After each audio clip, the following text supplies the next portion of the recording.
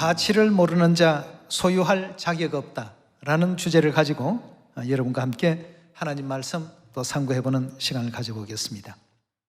우리가 천국의 가치를 알지 못하고 또 하나님의 계명에 대한 새 언약의 가치를 알지 못하게 된다면 새 언약보다 이 세상의 일들을 우선게 여길 것입니다.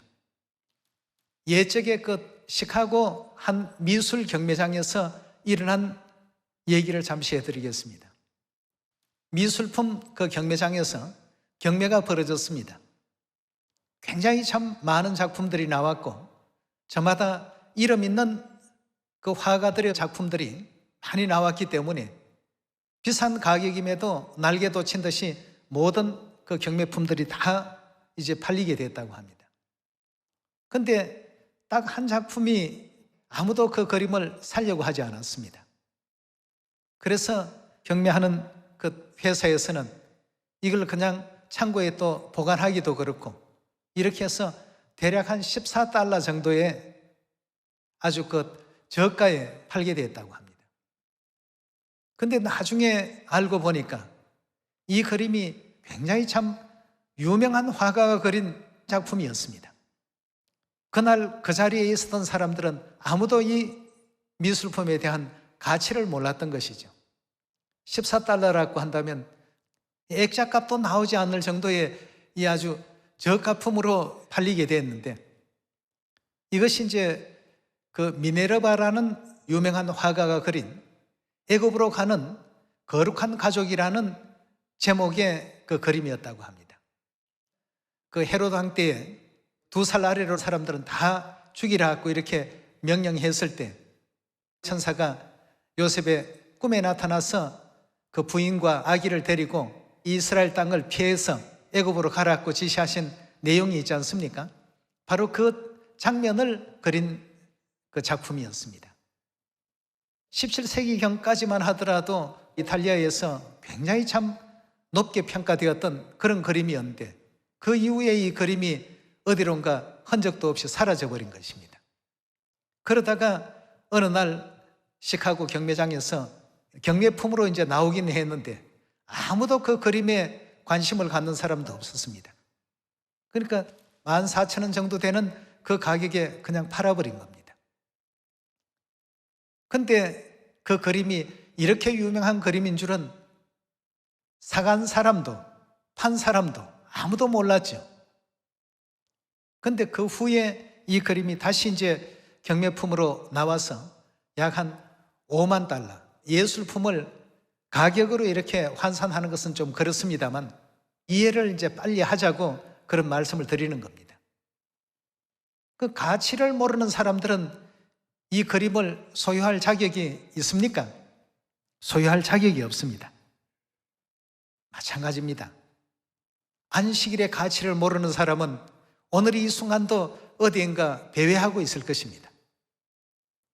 안식일의 가치를 아는 사람들은 무슨 일이 있더라도 하나님께 나와서 하나님께서 명하신 이 거룩한 예식에 참여해서 복 받는 것이 훨씬 가치 있는 일이라는 것을 알기 때문에 안식일에 대한 그 축복을 소유할 자격이 우리 시온의 가족들에게는 다 있는 것이죠.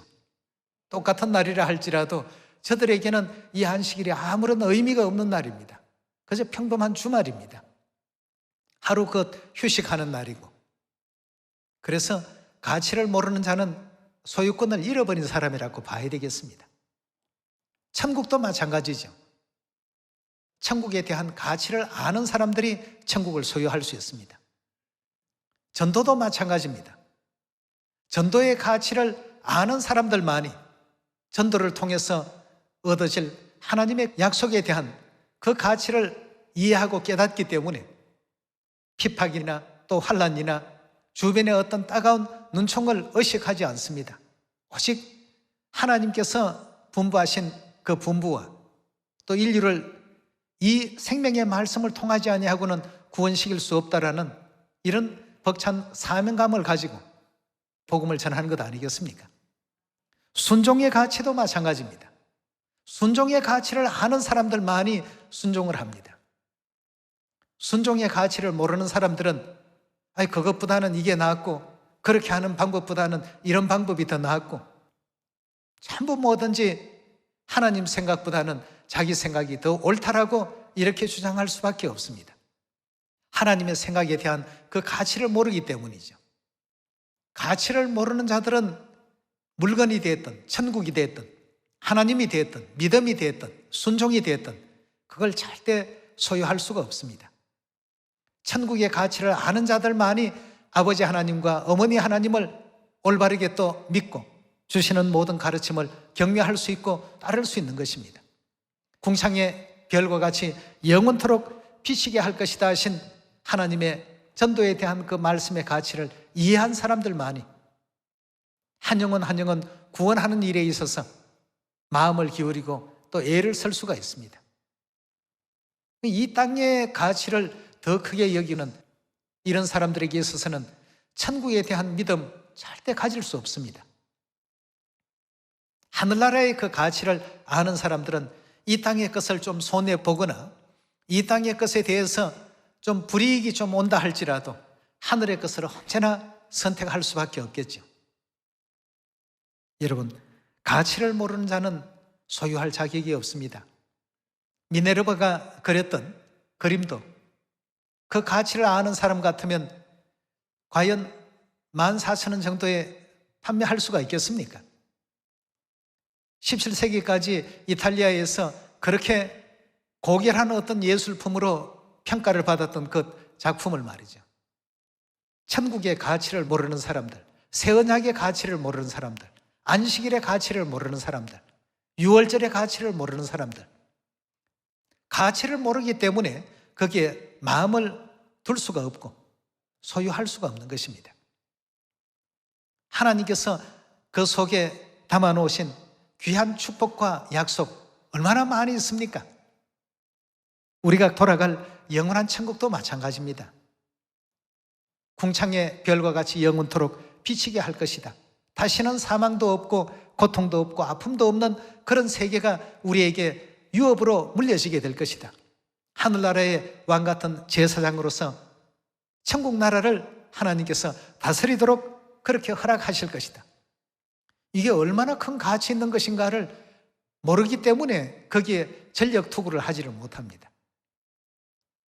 여기에서 어떤 기쁨과 희열을 느끼는 것이 아니라 오히려 신앙생활 그 자체가 자신의 생활의 족쇄처럼 말이죠. 어떤 불편한 도구처럼 이렇게 여겨버리게 된다는 것입니다. 그런 사람들은 천국을 소유할 자격이 없습니다. 가치를 모르는 자는 천국이든 믿음이든 구원이든 그 어떤 것도 소유할 자격이 없습니다. 가치를 알아야 되겠습니다. 우리가 이 새 언약의 일꾼으로 부름을 받았다는 것이 얼마나 대단한 것인지, 하나님의 자녀로 이 시온 안에 들어와서 찬송을 부를 수 있고 예배를 할 수 있다는 것이 얼마나 참 대단한 가치를 가진 것인지, 여러분들 감옥 안의 생활들 부럽습니까? 천사들이 바라볼 때 이 지구는 도피성입니다. 범죄한 영혼들이 모여 사는 감옥인데 천사들이 부럽다고 했어요. 뭘 하는 사람들을요?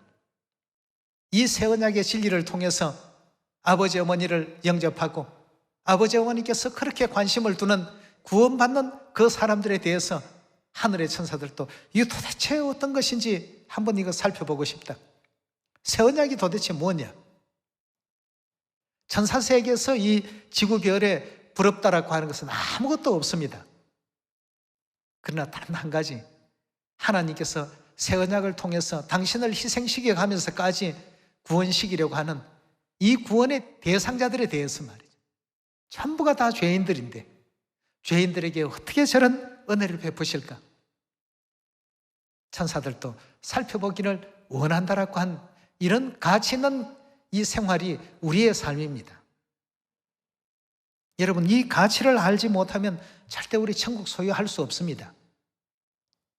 가치를 모르는 사람 절대 전도 못하죠.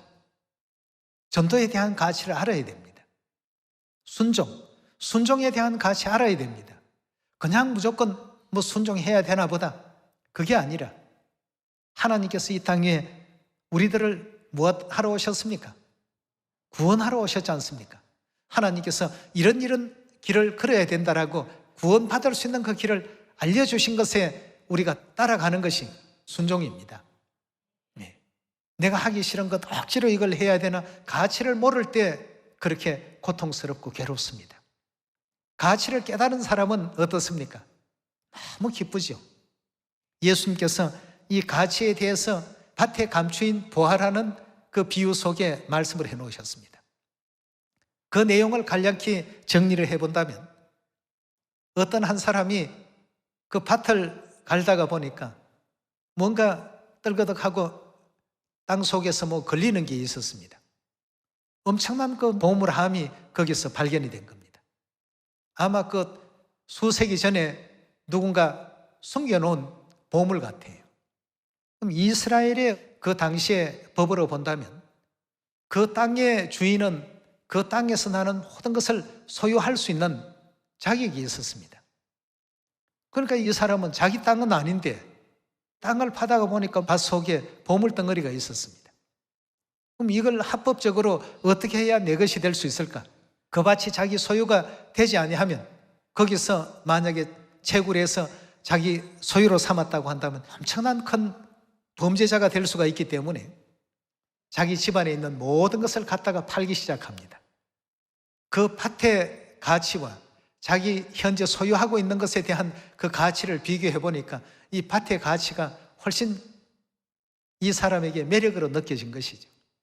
그러니까 뭘 팔아도 기쁩니다. 왜냐하면 이 밭 속에 감추어져 있는 그 보물이 내 것이 될 수 있다라는 이걸 생각을 하니까 말이죠. 오직 이 보화에 대한 그 가치가 이 사람에게는 가장 크게 마음에 자리했기 때문에 다른 것을 잃어도 늘 흥얼거립니다.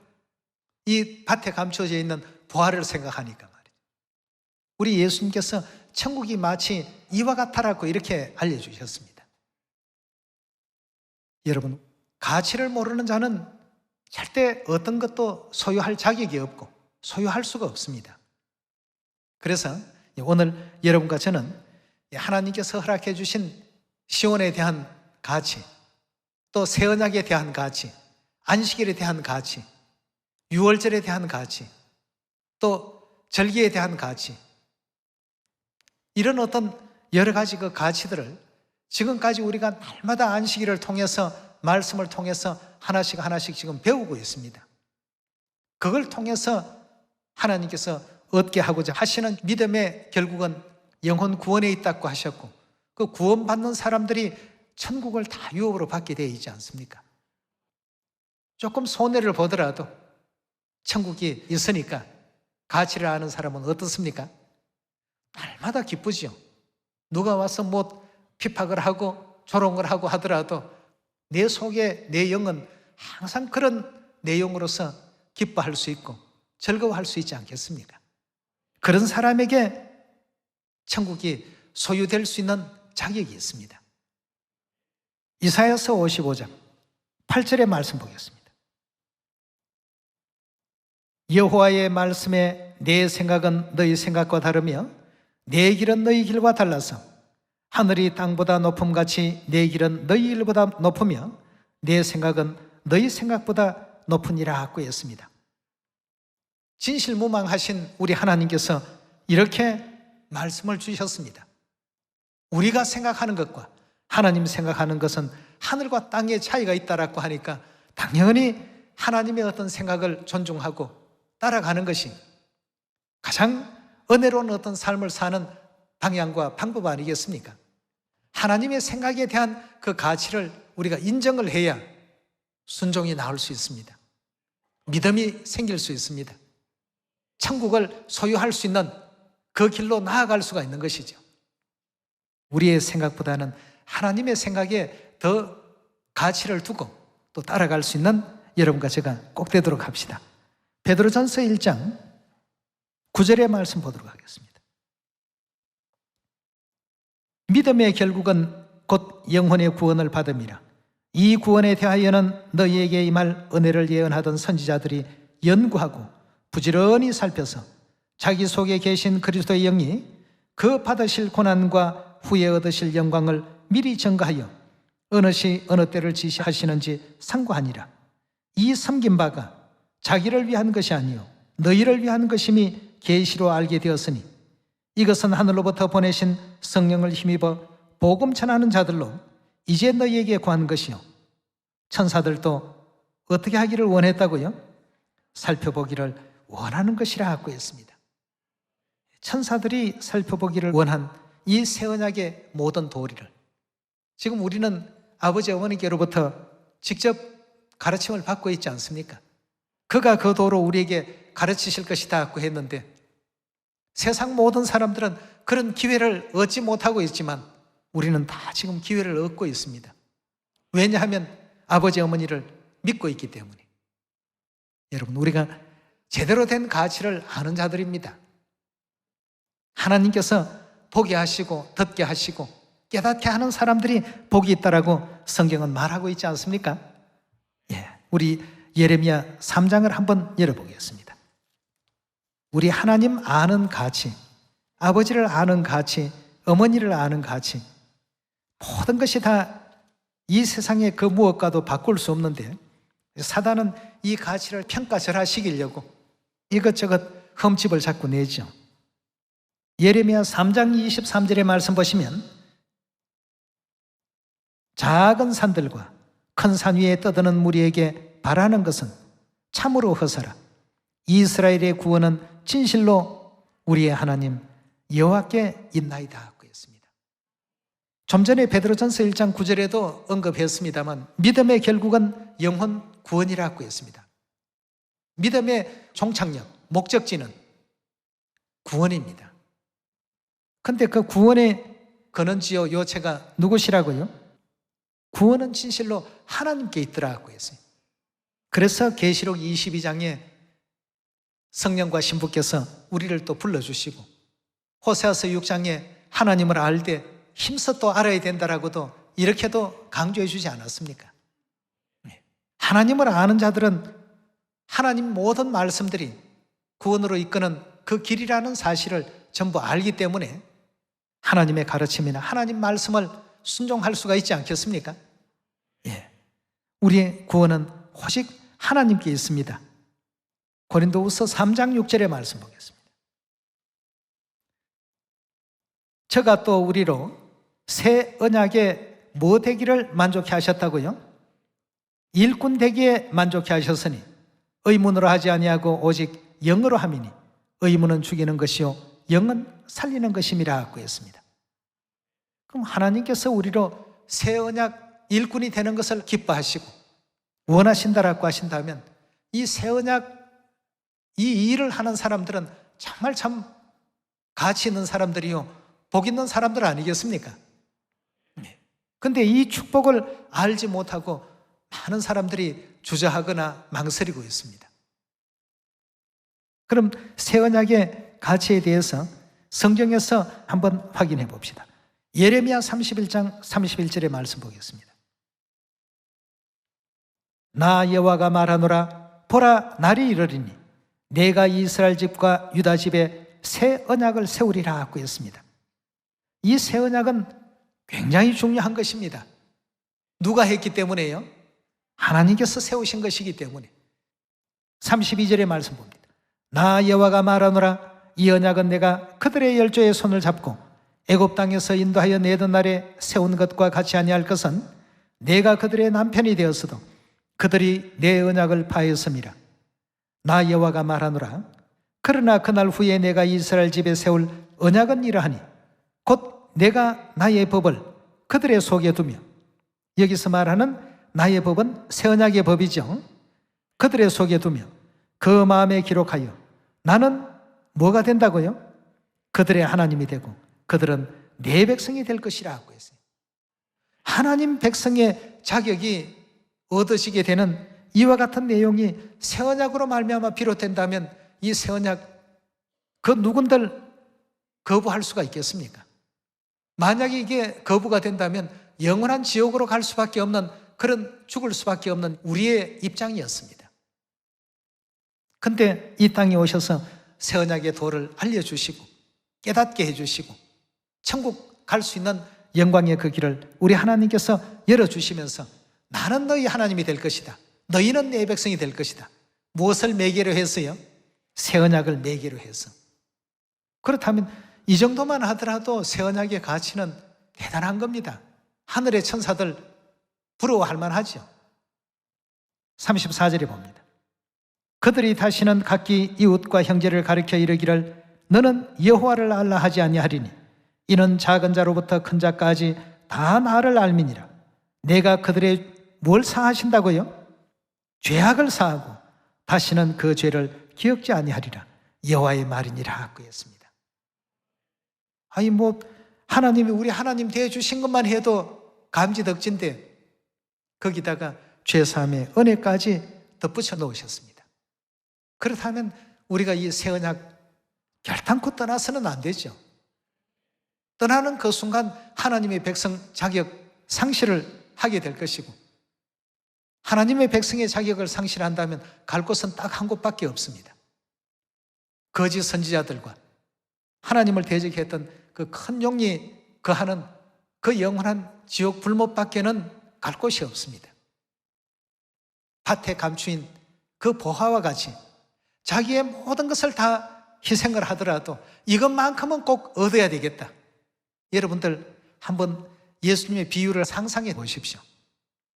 얼마나 그 비유 속에 인물이 기뻤을까 말이에요. 우리가 천국의 가치를 이해하게 된다라고 한다면 우리가 걸어가고 있는 이 모든 복음 여정에 있어서 어려움, 이런 것이 결단코 어려움이 아니죠. 천국이라는 엄청난 보화가 밭에 감춰져 있는데 시간과 정열을 다 거기에 쏟아부어서 이걸 빨리 사야 되는데 말이죠. 가치를 아는 자만이 소유할 자격이 있습니다. 소유권을 가질 자격이 분명히 있지 않겠습니까? 히브리서 우리 9장 15절의 말씀 보겠습니다. 이를 인하여 그는 새 언약의 중보니 이는 첫 언약 때 범한 죄를 속하려고 죽어서 부르심을 입은 자로 하여금 영원한 기업, 영원한 기업은 뭘 뜻합니까? 바로 밭에 감추인 보화, 그 천국입니다. 약속을 얻게 하려 하심이더라고 했습니다. 뭘 통해서 말입니까? 새 언약을 통해서. 그 새 언약을 통해서 영원한 천국까지 소유할 수 있는 우리 모두가 반드시 되어야 되지 않겠습니까? 예. 계시록 22장 3절의 말씀 다시 보겠습니다.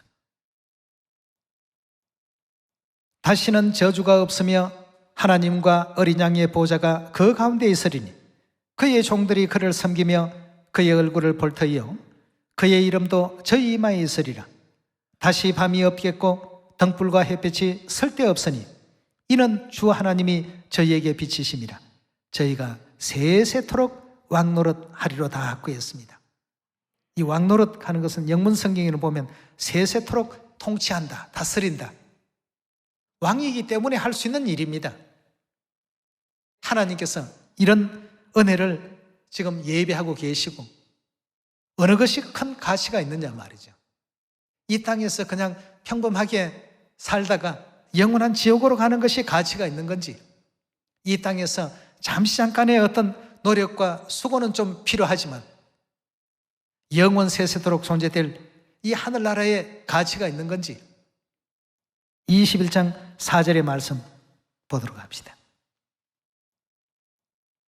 모든 눈물을 그 눈에서 씻기시며 다시는 사망이 없고 애통하는 것이나 곡하는 것이나 아픈 것이 다시 있지 아니하리니 처음 것들이 다 지나갔음이니라.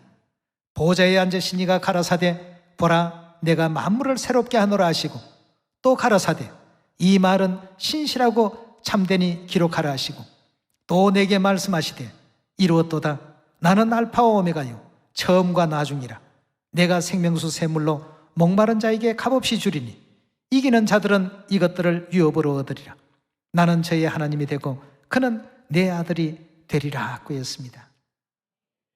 여러분, 하나님께서 우리가 장착할 천국이 얼마만한 가치 있는 것인가를 대략적으로 설명을 해주셨습니다. 사망도 없애겠다. 아픔도 없애겠다. 고통스러운 것도 없애겠다. 슬픔도 없애겠다. 오직 우리에게 주어질 수 있는 것은 날마다 창조되는 기쁨이요, 날마다 새로운 행복, 새로운 감사. 그러니까 우리 하나님께서 항상 기뻐하라, 쉬지 말고 기도하라. 뭐가 우리에게 있기 때문이에요. 밭에 감추인 보화가 있기 때문이에요. 예. 뭐 내가 다른 것 좀 손해보고 누구한테 좀 듣기 싫은 얘기 들어도 상관이 없습니다. 왜? 밭에 감추인 그 보화에 대한 그 가치를 통해서 얻어지는 그 기쁨이 너무나도 크기 때문에 말이죠. 여러분들이 왕족으로서 왕위 계승서열 1위에 놓여 있다라고 한다면 지금이 조금 뭐 곤란하게 이렇게 살더라도 머지않은 시간 속에 여러분들은 세세토록 다스릴 것이고, 그것도 사망도 없고 애통도 없고 시기도 없고 다툼도 없고 미움도 없고, 이런 어떤 정말 참 우리가 꿈꾸는 가장 완벽한 세계 속에서 그것도 세세토록 왕노릇한다는 것. 우리가 무슨 고시를 봤습니까? 우리가 무슨 그럴 만한 자격이나 됩니까? 근데 하나님에 대한 이와 같은 믿음 하나를 가졌다는 이 내용을 통해서 하늘나라의 모든 것을 하나님께서 아낌없이 지금 다 준비를 하고 계시고, 또 우리와 더불어서 약속을 해놓으셨습니다. 하나님께서 언약하신 모든 것은 전부 가치 있는 겁니다. 이 땅의 것은요, 뭐 어떤 조그마한 사고가 생기면, 아니면 전쟁이 나서 국가적인 어떤 부도가 나버리면 가지고 있는 저축해놨던 예금도 전부 휴지 조각처럼 다 날아가 버립니다. 그러나 하나님께 우리가 해놨던 모든 열정, 열심, 또 눈물, 투자된 어떤 시간, 이 모든 것은 하나님께서 전부 기억해 놓으십니다. 왜? 하늘나라는 소멸될 나라가 아니기 때문에. 절대 거기에는 부도라는 것이 없습니다. 그 세계는 결단코 한번 내뱉으신 말씀을 거짓되게 그냥 핑계를 대고 회수시키거나 거절하거나 이런 법이 없습니다. 여러분, 이런 천국을 생각할 때 밭에 감추인 보화의 주인공으로서 한번 여러분들이 곰곰이 생각해 보십시오. 그 사람은 얼마나 기분이 좋을까, 기쁠까? 있는 것 다 정리를 해가지고 이것만 사버리면 그 밭에 감추인 보화까지 다 내 소유가 된다고 생각을 해보십시오. 밭을 사는 기쁨도 기쁨이겠지만 실상 더 큰 기쁨은 어디에 있습니까? 그 속에 감춰져 있는 이 보화가 더 큰 기쁨의 요소가 될 수 있지 않습니까?